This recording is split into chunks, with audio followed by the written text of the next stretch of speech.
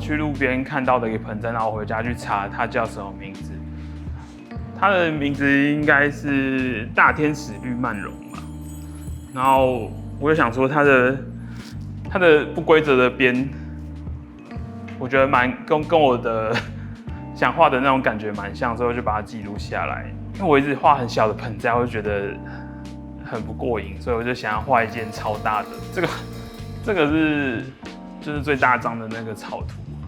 然后我一开始就是从这个，然后到这个，然后再到这个。这个是这张吗？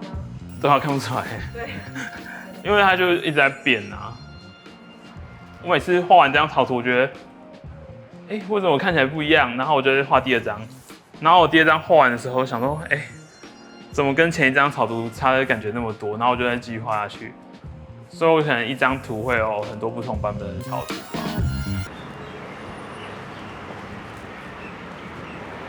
这边是可食用区，因为这个地方也是几个月前才整理好的这样子，所以这些植物对我来说还在新，所以我也该跟我阿嬷学习怎么去照顾这些植物这样子。其实我以前就是还没有画盆栽的时候，我植物都乱养，就是我想说他们想长什么样，就是给他们长什么样子。但我发现有时候好像也不是很好，因为他们好像不是本来就应该生长在这个地方的，它是被我买过来才会在这个地方的，所以我还是需要去学习如何让它在这个地方生长。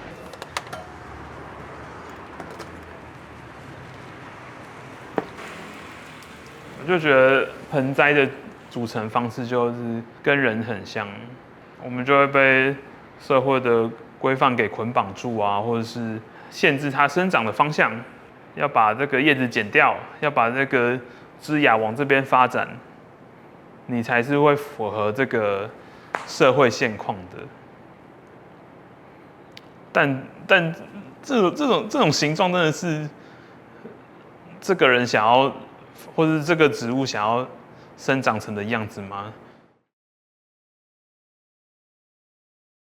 我就觉得植物的形式跟人生活在这个社会上的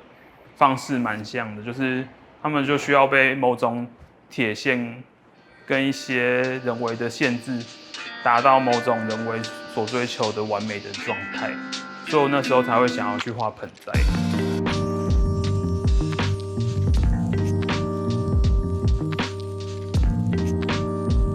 就是我那时候在复兴商工学画，我就是要非常精准的抓出某些物体的外形，然后这件事情对我来说是非常困难的。但是我发现我每次看石膏像或是要抓它的比例的时候，我就会觉得为什么画的跟原本石膏像差距这么大？所以我就会开始去思考，我的笔跟我自己的身体到底是出了哪一部分的问题，这样子，所以我才会做出石膏像这一批作品。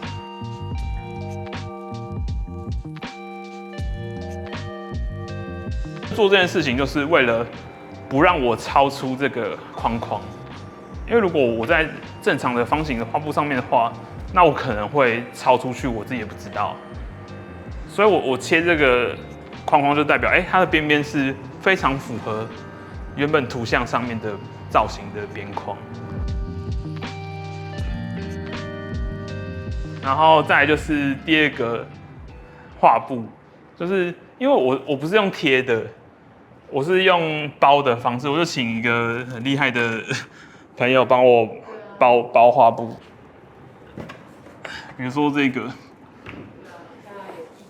他就因为亚克力的关系，然后又跟原本完美的形象又偏离了，但他就一直不断的偏离我想要去追求的那种完美的形状嘛。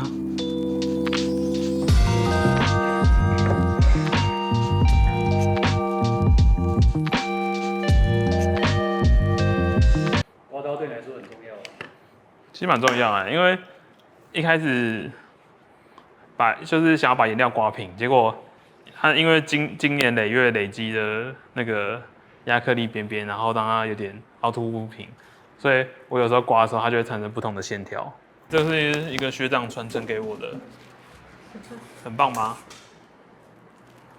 应该是某间诊所不要的诊疗台，它就是放药罐放。然后我发现它超级符合一个工作车的模式。它本来这边也是放其他的，然后我就用滤粘土把它粘在这个框架。比较新的就是连连看，连连看的作品就是我就是拍了一张植物的照片，然后把它的最边边点出来，然后把那些点贴在画布上面，然后我再用喷漆去喷那个点，所以我就是贴了圆形的贴纸，然后喷在那个点上面，然后喷完把它撕下来，然后它就有一个非常精确的圆形外框，然后我再从那个圆形外框去连它的边，但我发现连完的时候，它跟原本的物体完全不一样，然后我觉得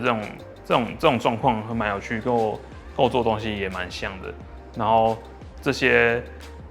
连连看出来的盆栽啊物体啊，然后中间有很多细碎的空间，然后我在细碎的空间再把那些东西磨出来。我就想要用这样展览作为就是我一个阶段性的展出。我之后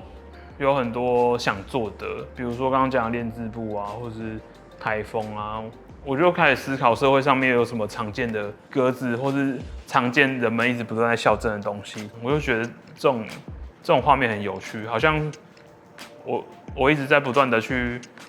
对齐某一个没有办法被控制的东西。